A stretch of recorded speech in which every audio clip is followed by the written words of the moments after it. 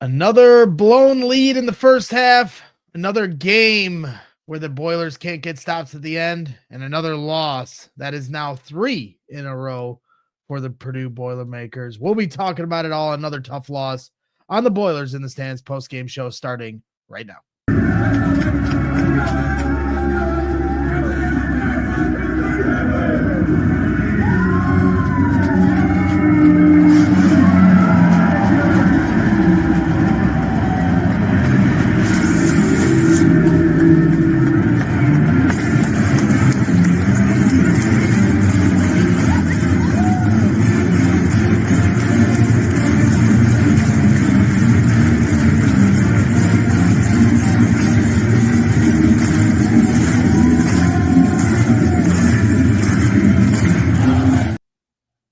Welcome back to the Boilers in the Stands post-game show. I am your host, Greg Braggs Jr. Alongside me, as always, is Joe Jackson and Kraig Bowers as the Purdue Boilermakers drop another one that is now 3 in a row, this time on the road to the Michigan State Spartans, where the Purdue Boilermakers really seem to have a tough time finding their footing. The entire second half, another blown lead in the first half, as that seems to be the common theme throughout a lot of these games, and it's certainly in a lot of these losses this season.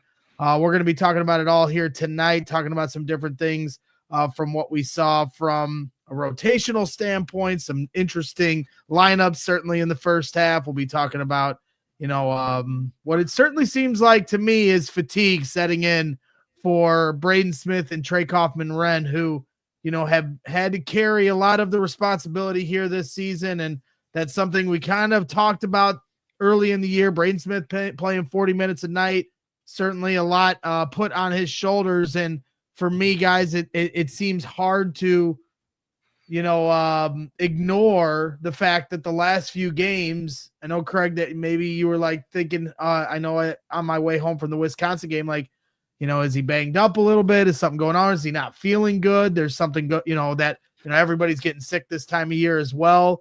But I just think it's plain out fatigue. It's the grind of the Big Ten. We knew going into the start of the brunt of the Big Ten schedule to start 2025 year that it was important for Purdue to go on a quick run, that the schedule set up for them early, because later in the season, which we are now in, that was when the gauntlet was going to hit. And so Purdue has officially hit the gauntlet, and they're getting hit hard, guys. So I'll let you take it away. Let me clear my head.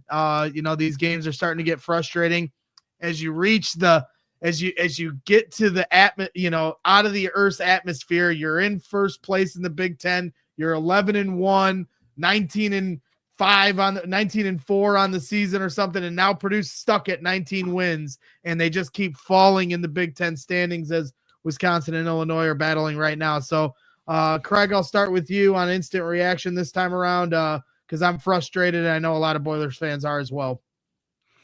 Yeah, I mean, I think obviously this was a hard spot, and there's a lot of reasons to be frustrated just watching this game. In terms of the issues that Purdue has had, whether that's points in the paint or in this game, it hasn't necessarily been the case all year, but you saw turnovers raise their head. Specifically in this game, and those live ball turnovers specifically leading to a lot of easy baskets for Michigan State, which is, kind of how they generate their points. So that's obviously frustrating. I think if you're going to look at the Big Ten race at large and say, like, how did Purdue potentially fall out of the Big Ten race? I still think there's a chance for a share. I'm just going to throw that out there, but put them in this spot where it's going to be really hard for them to get that. I really think you have to point more to the Penn State game away and to the Ohio State game at home than this last 3-game stretch. Coming into this 3-game stretch, the game at Michigan State worried me the most of the 3. I really thought if Purdue was going to win it outright, they needed to win the one at Michigan. They had a chance to do so. They needed to take care of business at home, because you've got to take care of home if you're going to win a Big Ten title, and they didn't do that against Wisconsin. It's a really frustrating loss, but honestly, I thought coming into this stretch ahead of time, this was the most difficult game for them, just in terms of the way that Michigan State can pressure, how hard it is to play in Breslin. And I think there's just like trend lines, right? We beat Michigan State 5 in a row. And like, there's just that piece of you that's like, we're not going to beat them a 6th time in a row. Not a Tom Izzo. I said Tim. What the heck, Joe? Not a Tom Izzo coach Michigan State team. Like, you don't knock off teams like that 6 times in a row. So I was really worried going into it. I texted both you guys this morning, said I did not feel good about this game at all. And a lot of that came out in tonight's game. But obviously there's some takeaways from the last 3 games that worry you, primarily points in the paint, points at the rim. We'll get into all that later. Yeah, and as Jeff Nestor says in the chat here, dunk count at 10. It was Dunk City, it was like Florida Gulf Coast all of a sudden showed up, and the pick and roll was absolutely eating Purdue alive. Joe, go ahead with your instant reaction. And that's where I was going. Like, Michigan State made 28 shots this game. 20 of them were at the rim. 20 of their 28 shots were at the rim. Or not 20 of the 28 shots, 20 of their 28 makes. They were 20 of 22 at the rim. Last game, Wisconsin was 20 of 22 from 2. I could try to do quick math. They shot really well from 2 again today. I can get the exact percentage in just a minute, but it starts there. And I think the general reaction is going to be Purdue's overrated, get the big 3 help, all of that. And they're going to once again just ignore that. Like, was this a great offensive game from Purdue? No, but 1.18 points per possession against probably the best defense in the conference. Like, yes, the turnovers weren't great. Yes, they passed up some open looks. Not saying the offense was perfect, but you did enough offensively to put yourself in that game. And even throughout that second half, there was multiple times where it's like, wow, Purdue just knocked down a big time 3. Purdue just made a shot. Now it's a 5-point, 6-point, 7-point game. It is the defense. It's been the defense the entire year. During the really good stretch, Purdue's defense was awesome, one of the best in the entire country, and it's fallen flat again. This MSU offense isn't spectacular. They are awesome in transition, and they had 21 fast break points. Purdue let them get whatever they wanted, and credit Michigan State for this is the game that they play. Physical, grinds you down, just going to beat you on the margins, and they absolutely did that. So, right, I'm not like the sky is not completely falling. This is still a good team. Yes. In terms of Big Ten title hopes, they're very close to 0. So all those are right. But like, if this team wants to win in March, the defense has to be better. The offense has been good enough to win these past 3 games. The defense just has to be better. Yeah, I agree, especially at the end. I mean, they, again, just like in the Wisconsin game, if they could just get a few stops, then they could have made it a game, but they simply could not get any stops at the end of the game in the last 5 to 8 minutes of the contest. And so it's frustrating. I again, going back to my, instant takeaway, they need their star to be a star. And Braden Smith right now not only looks fatigued, but he's just downright making bad decisions. The last few games, he's trying to maneuver into the paint like we've seen so many times throughout the year, where he's getting these easy layups or these easy drop-off passes, and he's just looking like a maestro out there. Now all of a sudden, everything looks jammed up. And he's running into, it's like watching Caleb Williams run into sacks, like stepping up into the pocket and just getting blasted instead of rolling out. Like, it just doesn't really matter where he goes at this point. It doesn't really feel like he's finding those open lanes and finding those angles and finding his rhythm. And then on top of it, he has to, if you're the star of the team, and he is, you got to start taking some shots. He always at some point kind of puts his foot down. It's like, all right, I'm gonna pull up and take this 3. And more times than not, he's been knocking it down to keep them in it. But they're like holding on for dear life at that point. So him and Fletcher Lawyer, really, like, these are your guys. You're the juniors. They've been starters every game of their career here at Purdue. And I saw somebody bring it up on Twitter, and I agree with them. Like, Trey Kaufman-Renn has certainly been a revelation this year, and he's certainly been impressive and efficient, and the way he gets his buckets is sometimes amazing. But Fletcher Lawyer and Braden Smith have to step up as well. And when you look at the run that Carson Edwards and Ryan Klein got on, and I get they're different players, but at the same time, like, at some point, those guys just said, all right, I'm going to shoot. I don't care what it is. I'm going to shoot. And it's not always going to be the most perfect open shot. And I get that's, Painter's offense. You're going to work to get the best shot, but I want my best players taking the shots as well. And there's just so many times where everybody on the court feels afraid to take a shot. Camden Heidi finally seemed to come out of his shell tonight. Maybe that's something that we can look forward to here as the season finishes. Miles Colvin seemed to do that the game before against Wisconsin. But ultimately, there just comes so many points, and we've talked about this, Kraig, where they go in scoring droughts where everybody is afraid to take a shot. Everybody is trying to be unselfish. And at some point, somebody's got to say, you know what? I got the onions to take this shot because I'm gonna make it. And so I just don't see any confidence. I don't see any rhythm. And in those moments, especially in the first half, it just, you go from up 6 to now you're losing and you can't even find your way back in the game. Yeah, and I want to go back and touch on something that Joe talked about in terms of points in the paint and the amount that Purdue gave up tonight, because with about 4 minutes to go in the first half, you're sitting there and looking like, yeah, we gave up some points in the paint, but it was primarily off live ball turnovers. When we had forced Michigan State into true half-court offense, Purdue was set up on the other end. They had done a good job. And then you had that late first half stretch where Michigan State forces some turnovers. They get downhill. They get into a little bit of a rhythm. They come out in that first half. They get into a little bit of a rhythm. And then it was like all of a sudden Purdue lost all of their energy and focus in that half-court defense. And then all of a sudden they were getting lob plays on pick and roll and everything else. And I don't know if it was breakdowns fundamentally. I'm sure Joe can talk about that on the board maybe later. But like really through most of the first half, I was like, all right, Purdue's doing what they're supposed to do. They just have to cut down on those live ball turnovers. And primarily those were coming from Braden at that point in time. And to your point, Greg, of your stars needing to do more, I'm a little bit to the contrary in this game.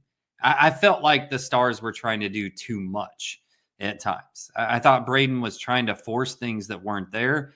I kind of made, it was a little bit of hyperbole, but to the point of like, if it's not there, Braden, like let the shot clock go off, because Michigan State at that point in time, it was later in the second half when they really got rolling in their half-court offense. But at that point in time, it was like they're killing us in transition. And like a bad pass is way worse than a dead ball turnover from a shot clock violation. Like just don't make that pass. Don't jump in the air. Don't throw it away. Don't let them get downhill and transition, that sort of thing. And I thought especially early, you had multiple guys hit shots. Like Caleb hit a shot. CJ hit a shot. Cam hit a shot. Jakari hit a shot. This was one of those games where I almost felt like maybe we'd have been better off when we see that pick and roll wasn't working, because they took that short roll away. And like I 100% coming into this game, just looking at what Michigan State defends well and what they don't, I 100% thought that short roll, like 8 to 10 footer from TKR would be there, and Braden being able to get to that 10 to 15 footer would be there. And to their credit, they shut it off. I would have liked to seen a little bit more of that old school action where like they're running specific actions to try to get Fletch a look, to try to get CJ a look, to try to get some of these other guys involved a little bit more.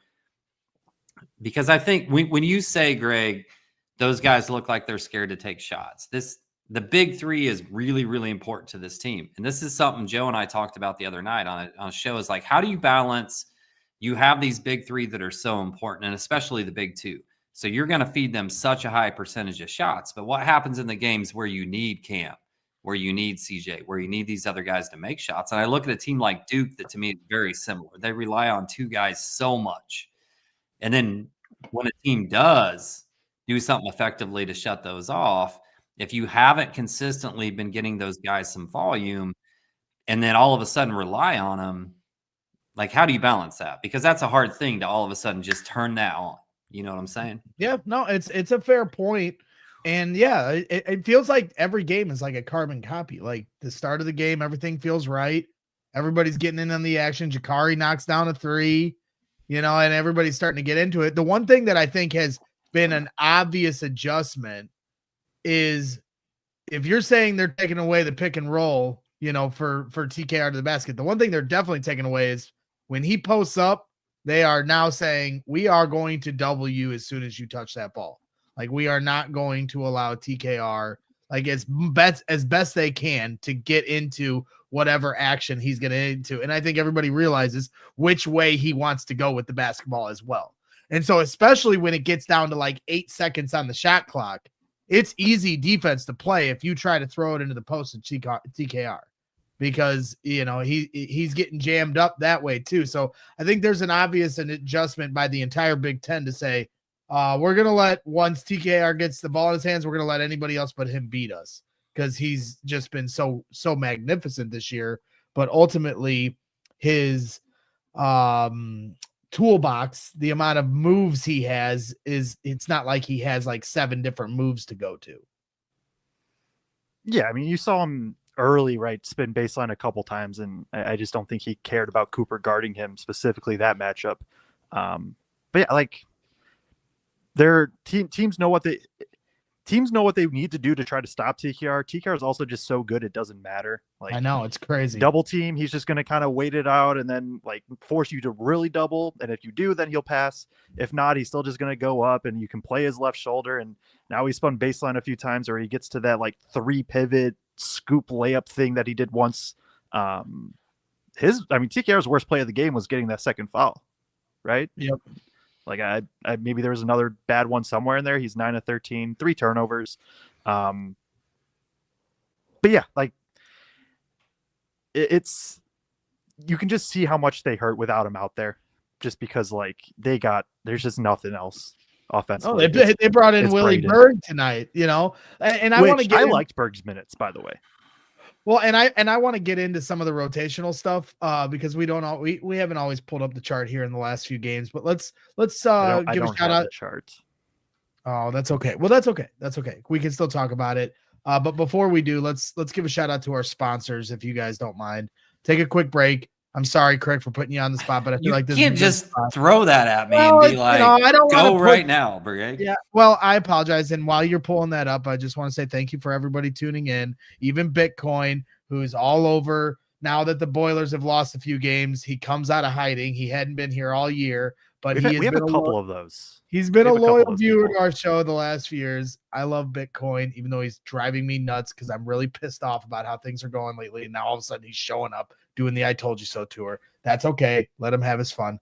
But hit that like button, Bitcoin, and along with the rest of you here watching on the Boilers in the Stands postgame show. We appreciate every single one of you. And subscribe to the channel here on Brags in the Stands if you haven't already. Shout out to the person that we had our we had it labeled as a preview, and somebody in the chat was nice enough to let me know that, and I edited it to post game. So that's okay. And no, that's okay. And that's what is great about our community. They're looking out for us and we look out for them. And that's why we're here licking our wounds, trying to pick up the pieces as the Purdue Boilermakers fall once again here to the Michigan State Spartans. And now things for the 27th Big Ten title regular season championship become very bleak, but the season certainly has a long way to go, and Purdue can have a lot of great things happen here down the stretch.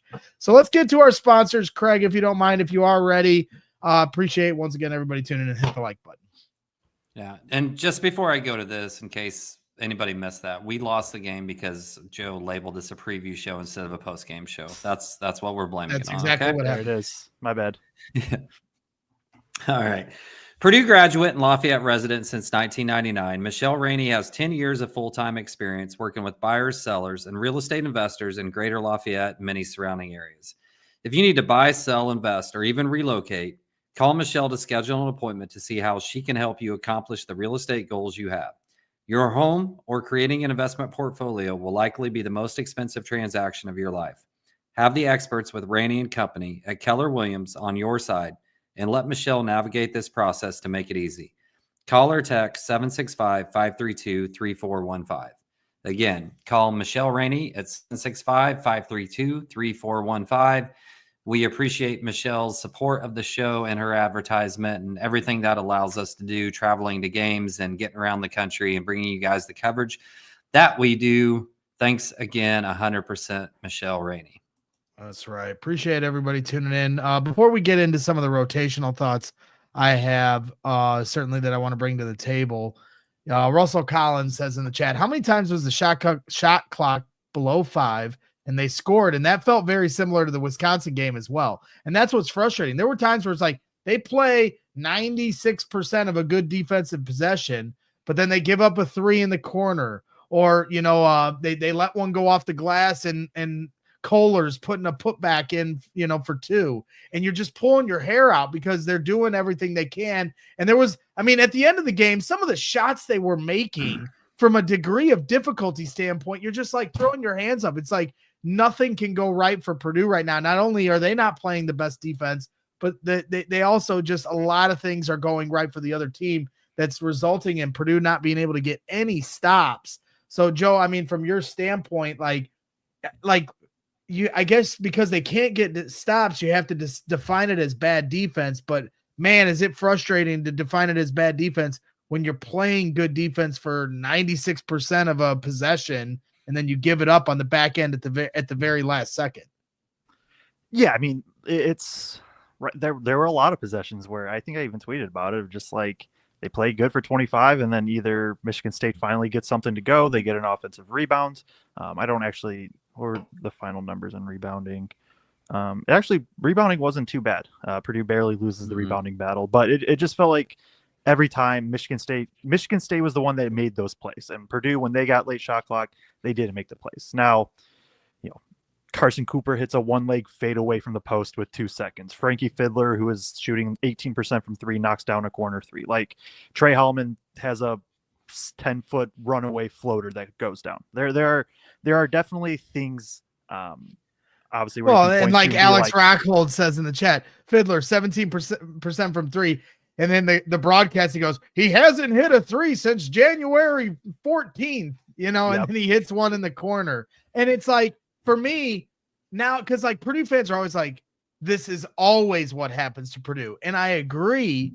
But at the same time, like, is there something Purdue, is there a reason why Fiddler and other guys are finding a way to get in their rhythm against Purdue, that it can't just be chalked up to bad luck, that Purdue has to do something to everybody else is making Fiddler uncomfortable? How is Purdue the one team that always lets the fiddler of every team get off the schneid and find their groove? Purdue plays percentages, and it's who they are. And you look at this defensive roster, and right, you can argue there's like maybe 3 good defenders total on this team. So you have to figure out ways to combat that, right? Everybody, I think, would love to be just, and they throw out the hypotheticals of like, why don't you just play better defense? And why do you give up that shot and all that? Like, the offense is doing stuff. You got to, in 1980, maybe you could have done it. But at this point, players are too skilled. You have to give up something. And so Purdue is a team that plays percentages. Frankie Fiddler's 18% from 3. Okay, we're going to be fine with him shooting 3s because we're worried about MSU getting downhill. You can go back to Osabor and just, go through the line there. But they get open looks then. And all it takes is, like, how many times, even not just with Purdue, just in general, how many times do you just see in a big game, the player that's supposed to not be good offensively just knocks one down, and then they hit like 2 more throughout the game, right? Where it's just like, once that first one goes down, it's, Robbie talked about it on the broadcast with Heidi. Once you see one go, it's like, okay, I feel better about myself. And unfortunately for Purdue, look they're at Camden, on the wrong end of that Camden a lot. Heidi, right? They stayed off of Camden Heidi and dared him to take one and make one. He does. And then all of a sudden he started to find himself in a little bit of rhythm, certainly more confidence than we've seen him shooting the ball in quite some time. Moving to the rotational minutes stuff, Kraig, I know this is something that we talked about, unless you had something to add on to that. I had something to weigh in. I apologize. The floor is yours. No, I don't need a solo look. Just pull me back out. Kraig always does funny. that. He's like, I have something important to say. And then we put him solo. It's like, no, not solo. Like, what do you want us to do? No, I put him solo to be facetious. I apologize for just cutting you out of that whole point of the discussion of guys finding their rhythm against Purdue. Number one, it's hilarious because as you were asking that question, I was going to mention the exact same 3 plays that Joe did in terms of Michigan State hitting shots that they never hit, right? But at the same time, if you're Michigan State and they lose this game, you're like, oh, Cam Heidi shot whatever, 12% in the last month and a half, and he shoots 67% from 3. So, like, it's not only a Purdue thing. It's just we right? We feel it, we see it more than, especially when we lose, maybe than paying attention to what's happening for our guys who maybe haven't been hitting that are hitting then. So that was really the only point that I was going to make around that, is like, it's give and take, right? It happens on both sides, all the way around. But in terms of like, are there specific things that they're giving up to the other teams or anything else? Like Joe said, like we've talked about pregame show after pregame show, Purdue tends to do a really good job scheming when a team doesn't do a specific thing well, or they have specific players that aren't threats. And to Joe's point, they're going to play that percentage every time. And when it works out, like remember Illinois, was that last year or 2 years ago, where last year we put a big on a guard, right? And then just put Edie on didn't even step out on him. Then we look like geniuses, right? And it's like, oh, Matt Painter's the greatest coach ever because he played that percentage and it paid off. And sometimes the percentage isn't going to pay off. And when you don't have a team that is defensively great across the board, and Joe said 3 good defenders, I'm assuming he's talking about Caleb First, Jakari Harris, and CJ Cox. Other than Braden in like help situations, I'm assuming you're saying on ball. I didn't really have player. No, Joe, you have to be exact. Your words are your words, and we will hold them to you forever. That's right. I would say like an aggregate of 3, like 0.75 First, 0.8, 0.9 from Cox and Harris, 0.6 from Smith, or something like that. And we'll add it up to 3 that way. Right. When you don't have a team of great on-ball defenders, you're going to scheme things and you're going to play those percentages. And tonight, theoretically, it did pay off. We still held, like Michigan State shot 30% from 3. It's just like we played those percentages and we still didn't do a good job of holding them to the one damn thing we knew they were going to do well. Right. Well, and really what it wasn't, because like at the beginning of the game, to your point, playing the percentages, letting them shoot the threes, clogging up the paint.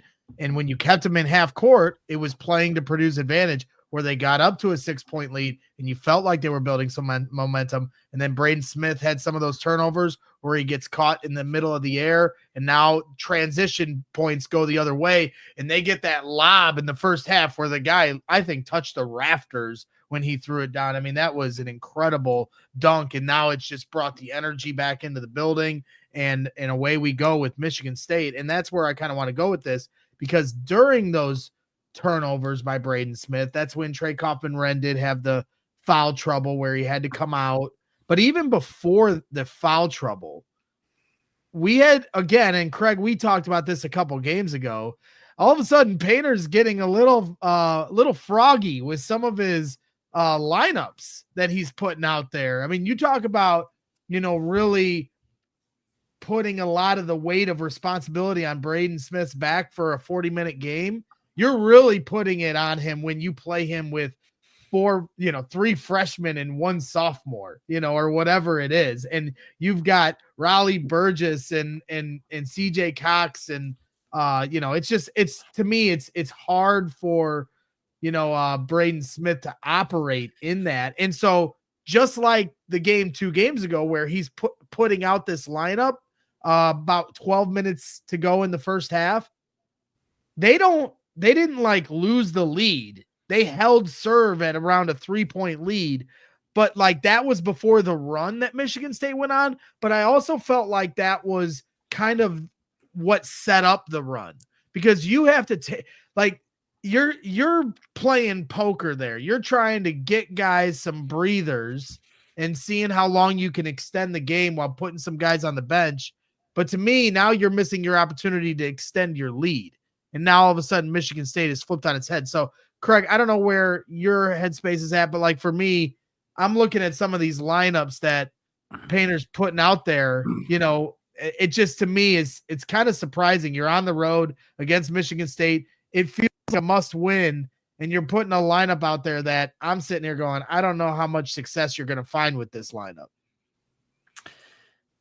No, I'm with you. And like, I think I said this, I don't know, in a preview show or the last post-game show, like I never want to see a Braden Smith and all bench player lineup again this year. And like, I get trying to steal your guys some rest before a media timeout or anything else like that. But Caleb First isn't getting tired playing 19 minutes a game. Okay. Fletcher Lawyer's not getting tired playing 28 to 31 minutes a game. CJ Cox is not getting tired playing 20 to 24 minutes a game. You want to put Braden out there and give TKR a rest or whatever, cool. Leave some of those other starters out there. Our fourth best offensive player, without a doubt, on this team is CJ Cox. Like, that's not even questionable anymore. Leave him out there. Leave Caleb out there in terms of like picking up offensive rebounds or whatever. But like, I would take it a step further. One of TKR and Lawyer has to be on the floor with Braden at all times. Like, even CJ, I don't think is enough. Even First is not enough. One of Lawyer or TKR has to be on the floor at all times with Braden, because otherwise, and credit to Braden, because I say this, like, right, I've talked about this lineup for a few games now. It's Braden, Jakari, Colvin, Heidi, Burgess, right? Heidi in theory can get, or not Heidi, Harris in theory can get down a little bit, but right, he's not at that level. It is a lot of Braden go create, and credit to him.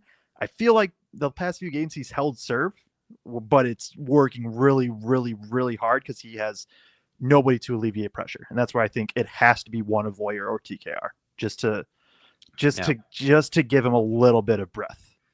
Well, and somehow Greg's point in this, to Greg's point during that stretch is like, yeah, maybe they held serve for a little while, right? But Purdue was, I believe, when that lineup come in, like they were at the time pushing that lead, and then it just stalled, right? And when you're on one of those runs, you want to keep pushing it. And I'm with you, Joe. Like, leave one of those two guys in. Obviously, TKR got in foul trouble, so it wasn't going to be him. Yeah. They did an excellent job of just shutting Fletch off tonight, so maybe it needs to be Fletch and CJ in there, or but it's respect. Some variation. Defense at least has to show him respect, and that should open it up at least a bit. Nobody is respected on that floor outside of Braden in that lineup. I hate to break this up, but this is very weird. I don't know who this is, but someone from the office is watching the show at CHGO Sports and says, "Hi, Greg." They know because I was at the studio today, and they were like, "Don't you got to leave?" And I was like, "I don't want to go home." And they're like, "Why?" I was like, "Because there's a game tonight, and I'm terrified." I was talking to my buddy, he's an Illinois fan, and I was like, "I don't think they're gonna win tonight." It didn't feel good about it. Doesn't make me feel any better. This is likely Steven trolling us here, and we appreciate Steven. He's been helping us out this year with some different things on the channel, but I didn't feel good about it. I just don't think Purdue's in a good spot right now. It's a tough stretch, and I agree with Kraig, like where he started the show. Like, yeah, it would feel better if they hadn't lost to Penn State and Ohio State, but I expect you're going to lose games you should win early in the season. That's going to happen, but Purdue hasn't lost 3 in a row since 2020. And that was the year, the COVID year, which they wouldn't have made March Madness unless short of, some Big Ten. They had to win at least like 2 in the Big Ten tournament, I think. Right.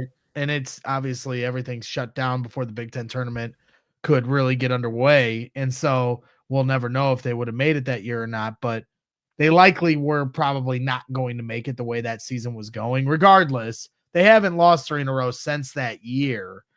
So this is kind of uncharted territory that's within the golden era of Purdue basketball. And life without Zach Edey is certainly much different. We've talked about that. I think we're far enough past it where we don't have to keep breaking it up. But at the same time, like where you said earlier, like, oh, they didn't do that bad rebounding. They only got out-rebounded by this much. Well, we're not used to hearing that. Yeah. Like that used to just be a given. We'd win the rebounding margin by 12. We'd win the free throw margin by 20. I mean, what was the free throw margin today? Probably MSU was plus 10.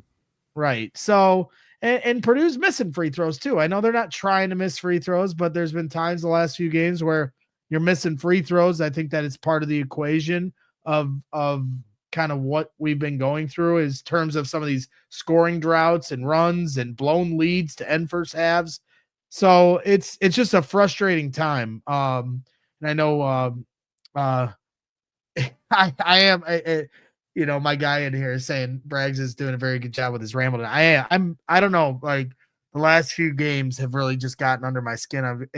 I wish they wouldn't have got to first place, because then I started really tasting the 27th Big Ten championship. And now I'm like so pissed that they're not going to get it.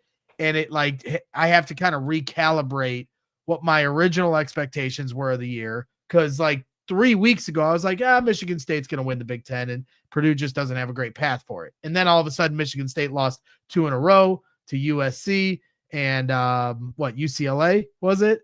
And or Washington, one of the two. No, UCLA. And UCLA. And then I started getting, wide-eyed. So you're right, guys. I have been rambling tonight because I'm just pissed off. That's where I wanted to go, is like, right, Purdue is 19-8. They are 11-5 in the Big Ten.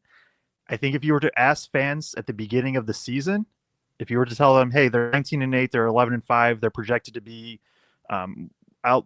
Kraig will be able to talk about it a little bit better when he comes back. And I know that we have some start comments we'll get to later about this, but like, I know some fans were saying like, oh, are they like a 6 seed? I think Bitcoin was saying they're a 10 seed, which is don't acknowledge Purdue. Bitcoin. Purdue is still at this point 19-8. They're 11-5 in the Big Ten, and they're projected to be a 3 seed, maybe a 4 seed if they go 3-1, somewhere in that area, right? Like, I think preseason, you say that happens, your fans are like, cool, like that's good. Obviously, that's not how it works, though, right? The season progresses, your expectations change. We see what this team can be, and so now you get held to a higher standard, and I think that goes along with Braden, where Braden puts up 17 points and 8 assists, 5 rebounds, and a steal. I'm pretty efficient shooting, 7 of 13, I think. But he has 6 turnovers. And you get to the point where, I've said this last game, Braden Smith is held to that ED type standard now, where, cool, you had 17 and 8. Like, you're supposed to do that. It's what is everything else doing? He had to do it by forcing and things like that. And so you just, right, expectations and all that's just it can be a funny thing. If Kraig has something, we can go. I do have something drawn on the board, though. Kraig, let's get it. You can go with the points. The board. I was throwing it to Kraig. You put up a comment, so I didn't know, because were you not going to read? You just like clicked on Emmy. You can't leave Emmy hanging like that. If you're going to put Emmy up, you have to read it. She said selfish, but I wanted to remake of the 3-peat shirt so bad. I think we all did.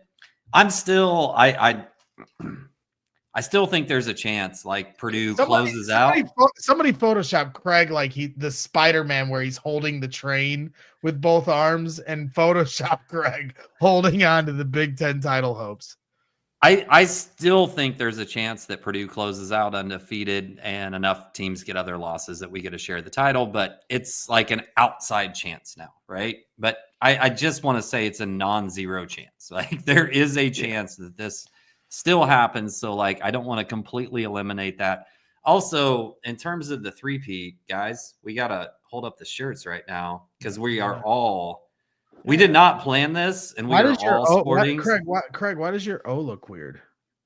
Because I wear mine once a week and wash it once a week. I'm a bigger supporter than, Joe can't say that because you didn't get him his sweatshirt till like 2 weeks ago. So that's your fault. This is my fault. No, through no fault of his own.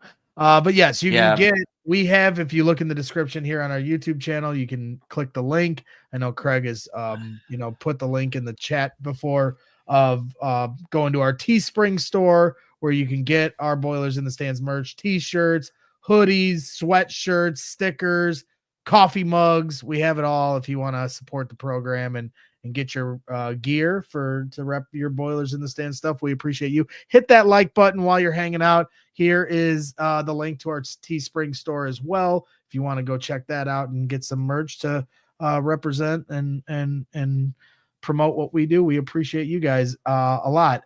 So once again, hit that like button as we move to the board, and we also have a super chat that might be board worthy as well. But Joe, we'll let you start out with what you got.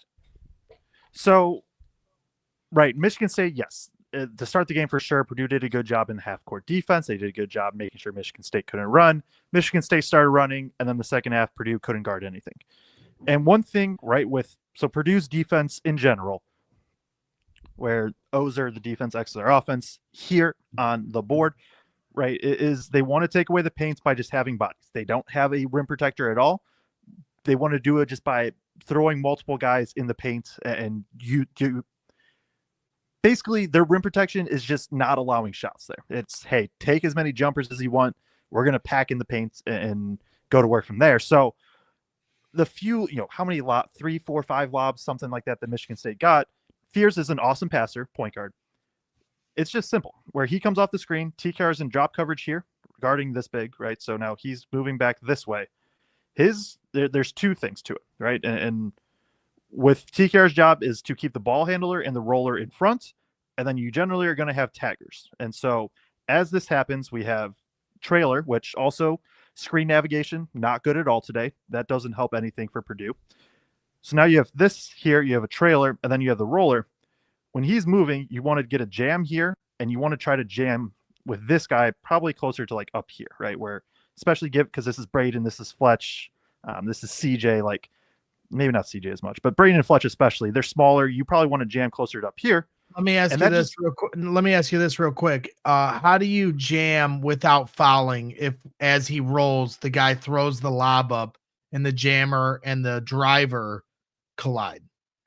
Yeah, I think it just comes with being in the correct position before, right? If he's here, which is what happened, where he just kind of stays, and once this lob goes up, if he tries sliding under, we could ask Isaiah. I'm pretty confident that would be a foul every time. It comes from just being there ahead of time, knowing that's where you need to be. And it felt like 3-4 times I would look, and this guy was just standing here. And maybe it was by design because they wanted to put emphasis on the bigs. I don't know, but that's just not. Is it because they're giving up so many corner threes and that skip pass? If the guy comes to the paint, then becomes the skip pass to the corner that's been killing us the last couple games.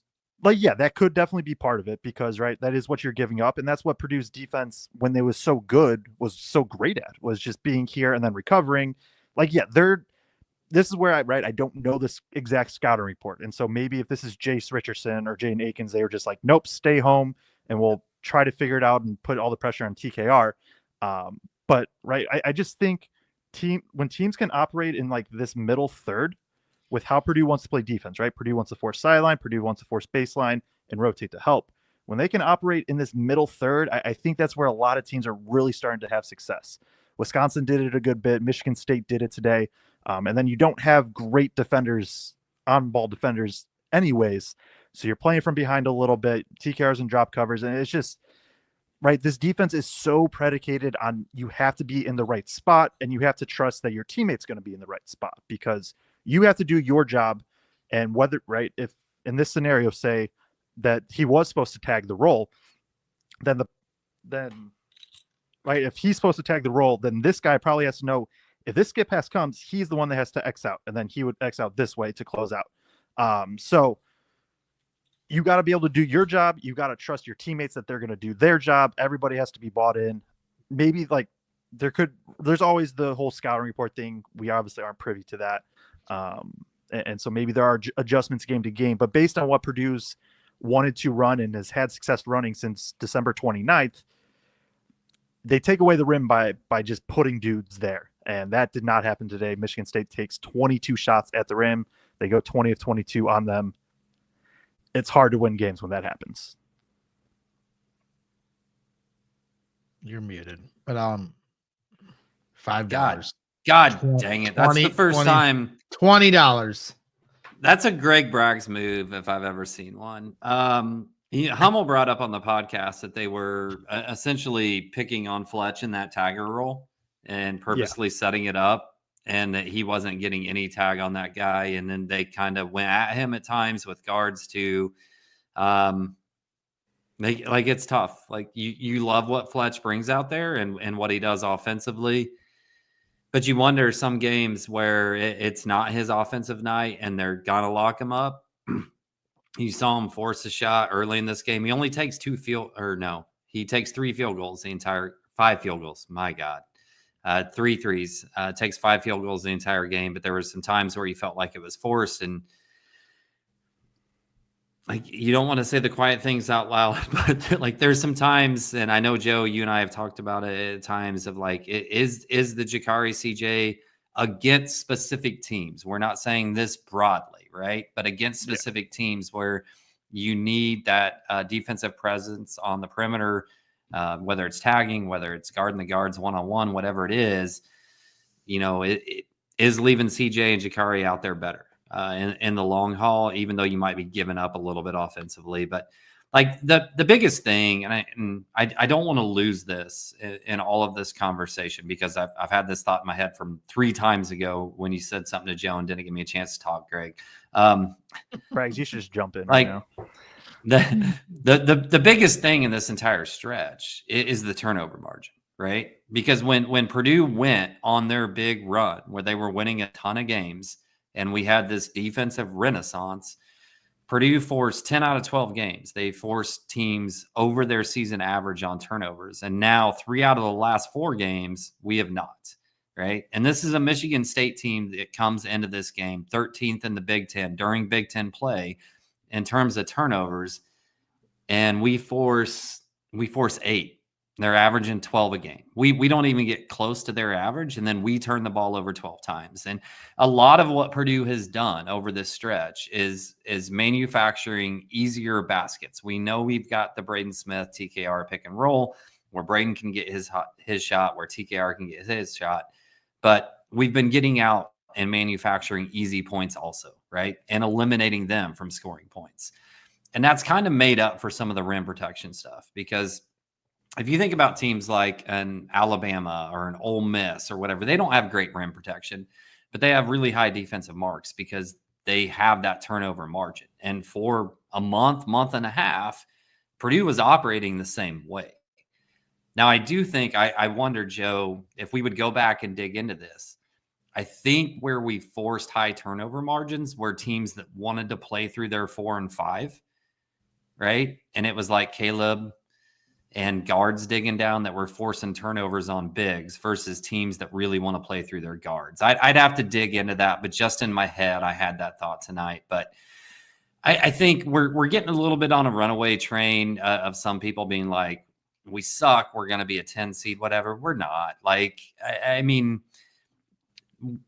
a lot of bracketologists still had us as a 2 seed. Bracket Matrix still had us as a 2 seed this morning.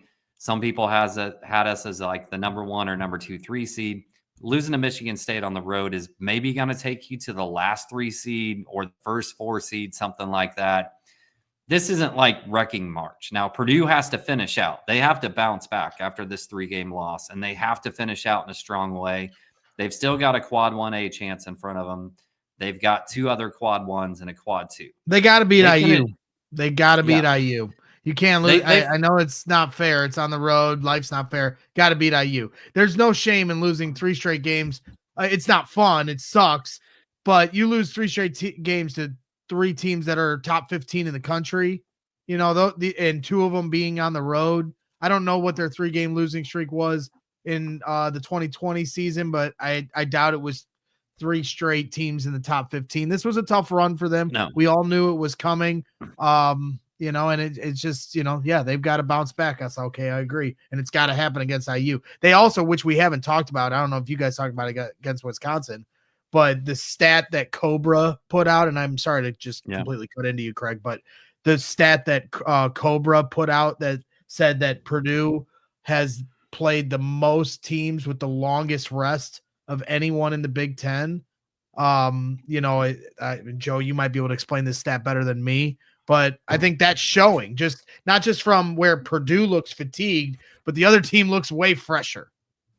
Yeah, and they do. This is where Purdue, whether it's good or bad, they play 1 game in their next, I think, 10 days or something like that, 11 days. So like they get their bit of rest now where they don't play till Sunday and then they don't play till Friday. But yeah, I think it's on average, Purdue has like 0.85 less days of rest, which is the highest mark in the Big Ten. And I think second actually was Michigan State's with like 0.65 or something like that. Yep. So, and that was my point, is that's not only have they had a tough way the schedule laid out for them this year, and people are like, well, who made this schedule? Well, I mean, I don't think anyone knew like who was going to be, you never know who's going to be good versus who's going to be bad, like going into the year, you don't know exactly. Right. So it's just kind of a law of averages. It didn't work out for them this time around. I can remember when they won the Big Ten 4 or 5 years ago. I think the year they won with Carson, the schedule laid out more in a positive way for them. That's just how it goes. But to the rest point, Kraig, like this is their chance right now. The rest versus the other team, getting more and the fatigue factor. I think this is the one spot here where Purdue can take advantage of a little bit of rest and be fresh for a big IU game in Bloomington, which you'll be at. Yeah, I mean, certainly that's going to be great going into that. And I mean, that IU game scares me a little bit. And Joe and I will do a preview show on it. But IU does some things well that give Purdue problems. They showed that when they played at Purdue. And this is a must-win situation now for Purdue in terms of kind of solidifying a decent seed still. And if you have any hopes and prayers of like a shared title, obviously – it's a major one, but IU is coming off a big rest going into that. So yeah, as Chris R says, 9-day rest, another example of a team getting a huge rest before they play us. So that's certainly crazy. Concerning. I do want to the season arc from wins and losses is not the same as the 18-19 season. But if people remember in that 18-19 season, like Purdue had a really rough stretch in the non-con. In December, came back, win a whole bunch of games in a row. They didn't lose 3 games, but they won some games really close against some lower level competition where they looked ugly, right? Yep. And people were really, really concerned about that team. And then they turn it around and go to Elite Eight. So I obviously this is concerning, but at the same time, we've seen flips from good teams go through some bad stretches, flip it as they're going into March. I'd rather it happen now than, Well, I agree. The expectation of we're all mad because the expectation, or not mad, but our expectations got recalibrated to winning a 27th Big Ten championship. Now everyone's pissed off because they've lost 3 in a row and they're going to lose that opportunity.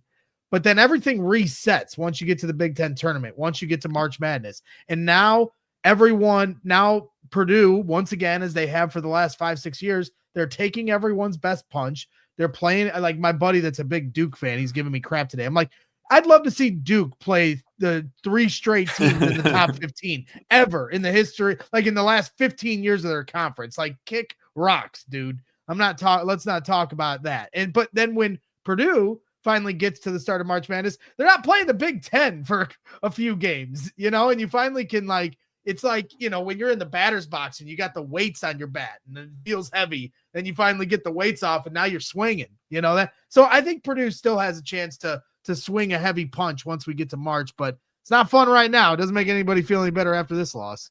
Yeah, it's going to more than maybe any season of the last, at least few. This is going to be a matchup dependent team. If Purdue can get a good draw, I still think the ceiling's a Final Four. I really do think that the ceiling of this team is a Final Four type team. You have the best point guard in the country. You have one of the best bigs in the country. You have capable players around. I think that ceiling's still there. And that's getting, I think, to my point of I think it's very fair to be upset about this stretch, to be hey, there are real issues with this team. At the same time, I don't, and this is where having perspective comes in. I think completely ignoring the ceiling while making those claims, that's where I think I take a little bit of the issue. They lost 3 straight against good teams. They didn't look good. Things to work on. Absolutely. That's what we've talked about for 53 and a half minutes of this show. But at the same time, that doesn't, it's right. In college basketball, I know is just so what did you do for me yesterday? Right. Nobody cares about what you did 2 weeks ago. It's what you did right now. This is a team that beat Michigan by 27 at home. This is a team that beat Alabama early in the year at home in a game where, right, we would say Purdue was nowhere near where they were in that January, early February stretch. Right? They beat Maryland at home. They've rattled off 7 straight wins, lost 1, and rattled off 4 more. And I understand the competition wasn't the greatest, but there is still that ceiling in there. And I think to just completely ignore it is not 100% fair to what this team has done. Be mad about these losses, say there's things to work on, absolutely, and we will continue to talk about them, but there is still a ceiling there, and Purdue can get that. We got a few sorry, go ahead, Kraig. I just in general, I feel like I'm in a little bit different level about the Big Ten in general in March than a lot of people that I see talking about the Big Ten, because like look around at the other conferences. Like the SEC is ridiculous. We all understand that. Amazing, amazing season. Lots of really good teams. Big 12 is down. ACC is down. Big East is down. Like even a lot, if you want to go like the Mountain West Conference, some of these other conferences that usually maybe put 2 or 3 teams forward that are really good. Like there's a lot of talk about who the hell is the 60th through the 64th teams in this like NCAA tournament. Indiana has a legit chance to make the tournament still. Indiana's still Right. on the bubble. As bad as they've Yeah. played, they're still on the bubble, and that goes to show you like kind of where it's at for the landscape of college basketball, and still, you know, how competitive the Big Ten is year to year. Yeah. Sorry, did you have a point to finish on that, Kraig? No, I did. I just threw it to Joe for like Joe looked like he wanted to jump in and say something real quick. And then here's where I come back to. The Big Ten is chock full of guards. Really good guards this year in a conference that we're always like, this is a big man league. This is a big man league. You look around this conference and there are guards galore that are awesome. Bruce Thornton in Ohio State. You talk about what Purdue offers in terms of guards. Okay, Michigan's an outlier. They're a little bit different. It is their big men, right? But Michigan State is a guard-laden team in terms of how it's driven. Just on down the line, there's all kinds of high-quality guards in the Big Ten. Gillespie at Maryland. Like I'm high on the Big Ten in the NCAA tournament this year, just because. I mean, that's the saying is, right? Guards win NCAA tournament games. And I think we are chock full of guards in the Big Ten that are really, really good this year. And I'm buying the Big Ten when we get to the NCAA tournament. I love it. I love the optimism that Joe and Kraig are, and they're the balance. So, you know, I'm the guy that'll blow smoke. These two typically are balanced. Last year when we were on our run to the national championship, I'd always gauge Joe before the game because he's honest. He never gets too high, never gets too low. So if Joe's saying that the ceiling for this team is a potential Final Four if they get the right draw, I like hearing that. That gives me a little light at the end of the tunnel to still just hang on to hope. But overall, you know, this team making it to the second weekend, I think would be a huge win for this team. So Let's try to keep things in perspective while still holding high expectations and a high standard for one of the best basketball programs in the country. There's nothing wrong with having high expectations and high standards. It's just about how you compartmentalize your disappointment. And I know there's some people in the chat suggesting we run to Twitter with some hashtags attacking players. That's not something we do here on this program. Not attacking players, attacking strong, but there's just been a few people in here like, let's go and do hashtag bench Fletcher stuff. Like we don't encourage that stuff here at this program. It's okay to be frustrated with players. We certainly hold criticism to different guys, but we will never encourage that kind of stuff on social media towards the players, man. Like Fletcher's out there working hard. He's a asset and a weapon on this team. He's not a perfect player. He has flaws, but at the same time, if they're going to go on a deep Final Four run, they need him to start knocking down some shots and getting to it. So let's root these guys on. Doesn't mean you have to be a fanboy, but let's try to keep things in perspective too as well. You know, I know this show's gone a little long, and a lot of that has to do with my incessant rambling, and I apologize to everyone tuning into that. I have just been really pissed off here these last few games. Jenny was yelling at me at the end of this game because I was screaming at the TV, and then I may or may not. I have a new chair in my office, so I still have my old office chair in here, and so both of the chairs were in this office room is not that big. And so both the chairs were in here, and I took the old chair, and chucked it out of this room. I was so mad, and Jenny yelled at me for chucking the chair, but I just had no patience, and I'm upset. And so that's caused me to do a lot of rambling on tonight's show. So I apologize for that. Jason Depew, $4.99 super chat. Appreciate the content as always. Everyone, please hit that like button. Thank you, Jason, for the encouragement and the super chat as well. Wanted to get to the super chats because we had another one here from Chris R, and it may be board worthy. I'll let you use your judgment here on this, Joe, but Chris R, $4.99 super chat, asks you, is there something consistently wrong with how Purdue sets screens? Is it something coaching can fix quickly? Was the hit on Colvin clean too? He asks. I mean, I think the Colvin thing, like, it should have been a moving screen. Absolutely. I don't think it should have been probably a flagrant. I don't know if there's anything board. It's just right. It's a timing thing where the guard and the big have to be in line with when they're going. And right, sometimes moving screens are on guards, sometimes they're on bigs. If a guard goes before a big is set, like, it's kind of on the big, or not on the big, on the guard then for putting the big in that spot, especially right. Generally, the bigs are going to be a little bit slower footed and things like that. Where I think it gets tough for Purdue is they're so good. TKR is so good at like slipping those, and that's what allows Braden to go quicker. Because if Braden goes quick and TKR can slip, that can put teams at disadvantage. Like, I guess it can be on the board. The board. Award-winning segment. Gotta keep it higher out of the comment. But right, where if Braden's here and TKR is going to come set this screen, like, if Braden, before the screen's even set, if Braden just goes quick, especially against right, MSU is hedging. If that happens and TKR can slip, if Braden goes quick, then that can happen. But the issue is there's not always, like, it puts a lot of pressure on TKR to then read and react. If Braden goes quick, those are the ones that he probably just wants TKR to slip. And so then TKR has to, but it puts a lot of pressure. Whereas, right, if you're coaching high school basketball, let's say, you are going to teach your players the guard, you do not go until this screen is right here and set. And once it's set, then you go. Because then, right, the big doesn't have to worry about trying to slide and get a moving screen or anything. Like, the big will be set, the guard will be able to go after. That timing's good. Obviously, at the D1 level and at the Big Ten level, especially, you got to be quicker. And Braden's so good at that of like, okay, timing things well and getting this, the little pocket pass and things like that. So, right, the easy answer is just, hey, set your screens and be solid. And I think that's what Painter would say. I do think there's a little bit of just the timing factor of just how it's almost like the pick and roll between those two is so good because they can do so many things, and it's all timing based, and it's all just like quick little reactions.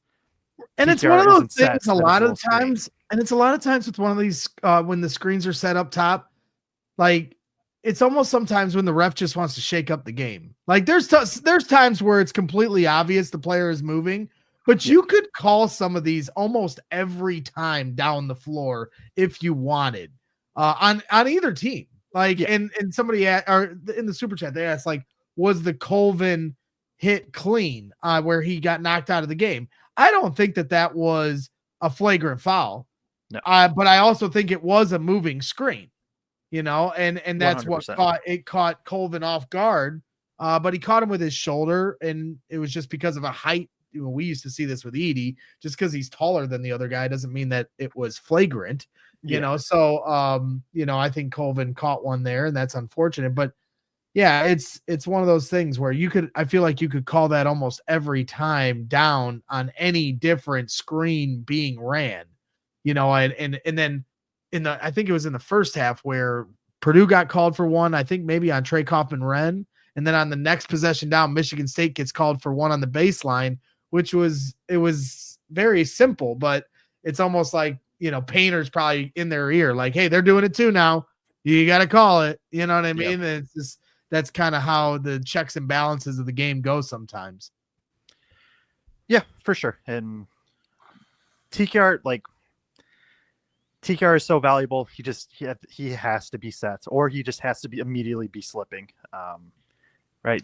How many out of the last two games, how many of his fouls have just felt pretty like cheap, almost like moving screen, frustration foul? I know the second one today wasn't swinging your arm on a rebound, like, like whatever, like just reaching back on a rebound where you're obviously not stopping the play. Yeah, there's lots of them. I did think he made a really smart business decision. It was like in the first 3 minutes of the game, guy had him beat. He just let him go. Right. Yep. Really early on. And I actually thought that was smart. It actually put Michigan State up one, but like, I was like, that's smart. Like, let him go. You have no chance of blocking that shot.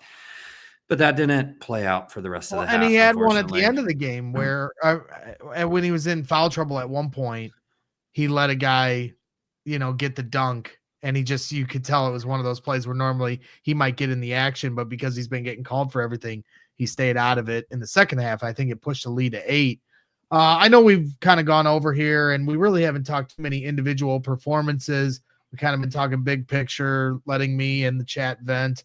We appreciate you guys letting us, Joe and Kraig, appreciate you guys letting us vent because we're all upset. But I do think one individual performance maybe we should talk about here a little bit is Willie Berg. You know, we haven't seen him, it feels like, in 2 months. So I don't know if you guys have any thoughts on how he played and how he handled himself, because he kind of got thrown in the fire here. And, you know, he was the first man up once TKR got in foul trouble. I liked the decision, especially over Burgess in that game where you had to go to something. I liked it especially because Zapala was in, and Zapala is not quick at all or anything of that. Right? Am I going to be advocating for Berg to be back in the rotation? Probably not, but it was good to see, like, hey, if in an absolute pinch, I thought he held up. Yes, he got switched onto, I think, Holloman the one time and got taken off the dribble, but that was also because Purdue messed up 5 seconds earlier, allowing a drive. I didn't see where he fouled him at the end of that play. Yeah. That Berg was did what weird. he was supposed to do. He closed out. He recovered and helped where he was supposed to. Obviously, he's going to get beat off the dribble. It is what it is. I think at this point, you're going to keep playing Burgess because you need to just keep getting him minutes. But there are going to be, if there's a random game where TKR gets in foul trouble, it's at least good to see, like, hey, there's a chance that you don't have to go to Burgess, and I think that is a good thing. It was a 3-minute stretch, but I would say it's a bright spot. Like, I thought he played well. Kraig, anything on Willie Berg? Agree, Joe. Yeah. Okay. Yeah. No, it was interesting. And hey, you know, you may need him down the stretch, or, you know, in a moment, you know, in the March Madness, he hasn't played in how long has it been since he's gotten legitimate minutes? So, yeah, you know, he didn't, you know, it wasn't a disaster when he came in, so that, you know, hey, you just never know when you're going to have your number called. Blake Widmer, I don't know if he's referring to the same play as what I'm about to say, but Blake Widmer says Cam got the worst whistle against a single player I've ever seen. I don't know if you're referring to the offensive rebound he got at the end of the game that was called an offensive over the back call. That was insane. I know it was still I know it was an 8-point game at that point. But still, I've never seen a call like that. Like this game didn't come down to calls, but that was insane. That call kind of gets lost in the shuffle, but I was like, my goodness, like, yeah, that was nauseating. That was a nauseating call. I don't know if you guys got anything else. I know we got a bunch of starred comments in here that we can roll through. Get to the starred comments, brother. Yes, sir. Yes, sir. We appreciate everybody hanging out. Got some starred comments to get through. Please hit that like button while you're still hanging out with us as we end the night, close the night. Not sure what Illinois and Wisconsin are up to. If somebody wants to give an update. Wisconsin's up 12. Yeah. Wisconsin's up 12. No surprise there. Illinois is a debacle. David Dillman. Wisconsin has 69 points with 10:40 to go. They are very good. There's no question about that. On Illinois still trying to find themselves. David Dillman, with this now 3-game skid, how low does the seed line fall? 4, 5, or 6 seed? They were a 2 seed at the reveal. I don't like after this loss. Was somebody saying something? Nope. You. Okay. I'm hearing things in my head, Greg. That's what. Well, I was just going to say quick guess, since we've got 24 more starred comments to go through. And I'm going to walk you through a detailed pictograph of the net rankings and how we do quad 1A versus no. Look, it's a quad 1A loss on the road. They were either the last 2 seed or the first 3 seed coming into this game. I bet they don't fall off their 3 seed line. Maybe one of the top 4 seeds after this game. Now, obviously, we're going to play IU before most of the bracketologists release new stuff and whatever else. So if we go to IU and beat IU, that's a quad 1 win. And I'm betting we still are on that 3 seed line. Maybe first or second 4 seed. I want to add really, really quickly, T3 Bracketology on Twitter. He's one of my favorites, one of my go-tos. He actually put out a tweet today. It was specifically today. It was like, hey, every team has played 25 games at this point. Everybody has a resume. it is going to be rare for one game to jump you or like bump you one complete seed line at this point, because as much as college basketball fans are not great at understanding like there's a full season, there is a full season. It isn't just what you've done in the last 5 seconds. That's nice, because Purdue's had. Are you saying that college fans are reactive to the moment and don't think about the big picture? There's a lot of fans that have just jumped on since the Super Bowl ended and since Ben Johnson was hired. I won't name anyone. Present company. Dude, Ben Johnson has been at Minnesota for like 3 years. I'm talking about the Bears head coach. Thank you very much. I don't understand football. And you never will. Dave H, where's the disruptive D? He asks. I agree. Wanted to get to that really quick, because I think in the midst of like, not forcing turnovers and all of this, like I do think some of it too is just, I feel like there's been less pressure by them. Like on ball, where you're just seeing, first getting out and really like effective hedging, and you're seeing CJ and Colt and Jakari like really get into the ball and navigate screens super well. Not that they've been terrible, and honestly, I thought supposed to especially had pretty good first halves. But I do think there's been less of that as well. And then if that happens, also these teams have more options, so Braden can't kind of play center field as much because he has to really worry about his guys. So I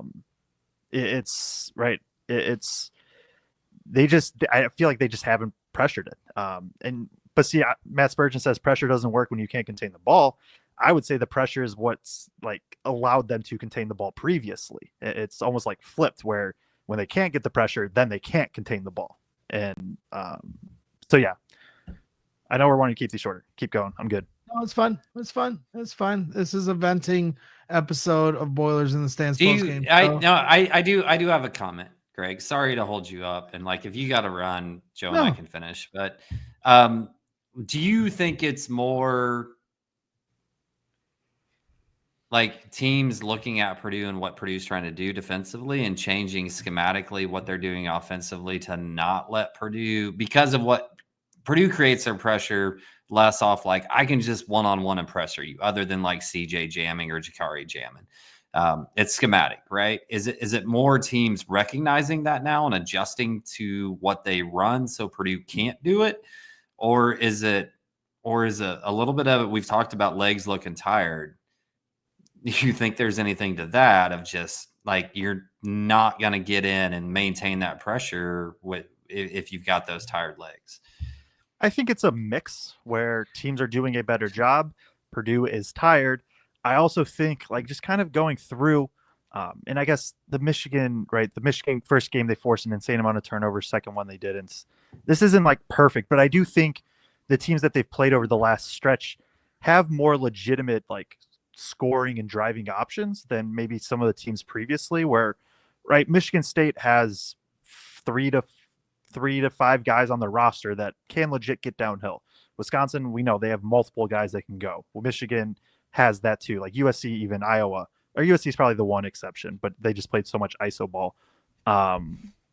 So I think teams are doing a better job keeping it kind of in that middle third a lot, where Purdue isn't getting to their help. Purdue's tired, so they're a little bit slower. And then also Purdue is just like has worse matchups to be able to like let especially Braden do what he needs to do, where he can just be such a pest off ball. Like they're missing that. And so it just kind of all adds up to me, in my opinion. Yep. Moving things along here. We'll get through some more of these starred chats. We appreciate everybody tuning in. Daniel Edwards, our guys have to shoot in an open window. This is D1 basketball. Wide open shots happen on occasion. Too many chances to shoot are passed up, and Braden was bad again. They all look lost besides TKR. Frustration from Daniel. And I think there is some truth. There are possessions where it looks like nobody wants to shoot at times. And even though Camden Heide at points came out of his slump, there's still a lot of times where he clearly does not look confident shooting the basketball.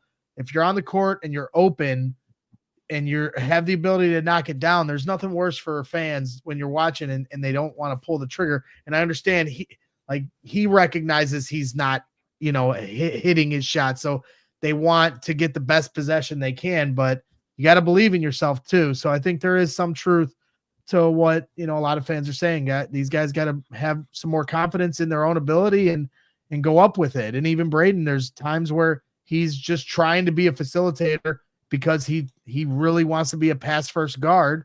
But he is their best scorer too. And he's at times needs to recognize when the game, before it gets to an 8 or 10 point game, when it's still a 2-point game, you got to try to take over. But it's, it's not an exact science, and there were times where, then it turns into 4 shots and missed shots. And then, it's not an exact science when it comes to this. And Purdue's trying to find answers. David Dillman says Purdue looks so rattled with the amount of physicality MSU got away with against Braden. I noted several possessions where they got away with shoving and tugging Smith. Kraig, you mentioned this earlier on Twitter with, or I think in our group text, the way Michigan State has played guards for Purdue and Braden Smith here the last few years. Didn't you reference that? I have no. How Braden, you texted how Braden struggled against MSU early this morning. Yeah, no, like Braden. So he had one game where he scores 23. He has one game where he has 8 assists, but I think he was like 8-6, 3-3 in assists. He had the one game where he had 23, and then his point total was low across the other 3 games. So he's not necessarily had a ton of success against MSU.